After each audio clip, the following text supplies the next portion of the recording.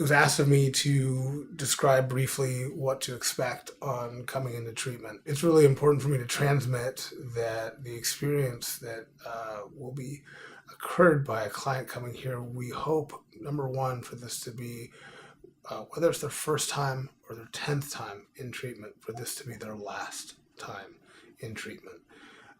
I had a very, very rocky course of recovery, and this was my last time in treatment.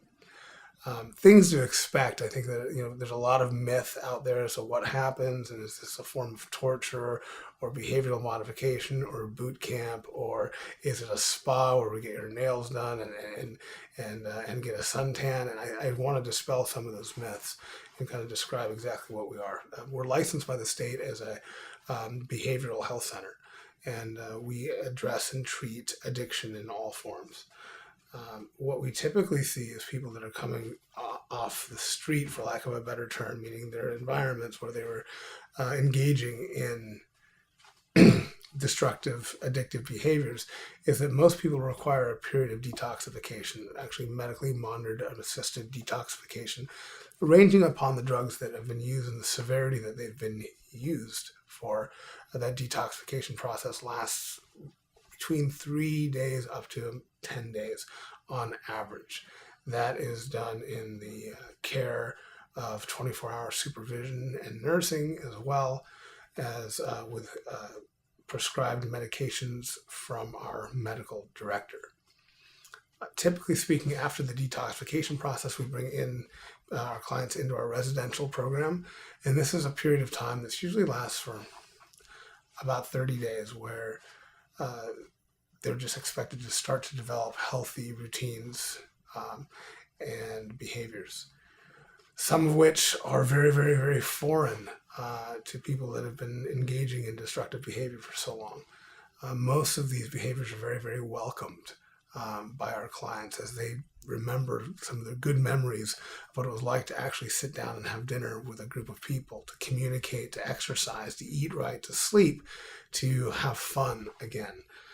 These are all vital components of the recovery process in order to obtain and maintain durable recovery moving forward in life. We have a unique client-to-staff ratio of approximately 3 clients for every 1 staff member, and that sometimes is even more on outings, etc. So we have a lot of people that are hands-on, that are directly involved in the outcomes of our clients. And the word that we like to use, that I like to remind our staff about, is that we offer continuous therapeutic motivational interventions. And what that means is we're there to continually guide people to make the right decisions.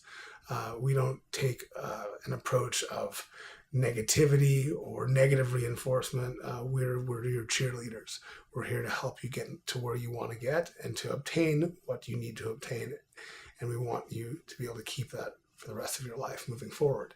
Typically speaking, after the inpatient or residential portion, which does include 24-hour staff supervision, we move to a different level of care, which is either a partial hospitalization program or an intensive outpatient with monitored sober living.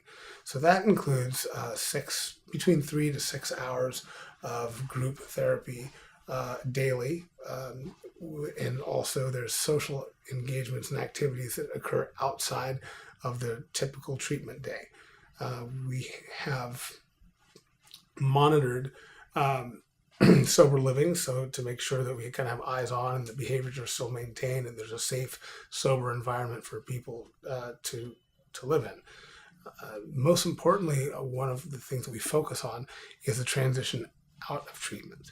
So what's going to happen after treatment? Because getting somebody sober in treatment just for a short period of time and then cutting them loose, for lack of a better term, with no skills on what to do next is just a setup for disaster. And that's one of the reasons why we see people coming in and out of treatment so often, is because of a failed transition.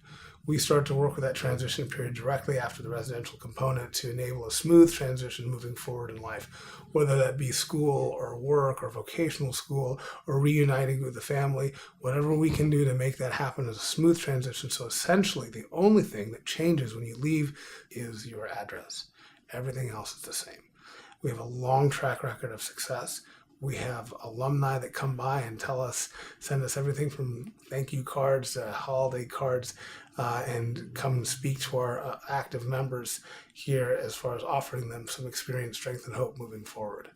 I hope that gives you just a brief idea of what we do, and I'm sure there's many questions that have come up that we'll address in other videos. Thank you.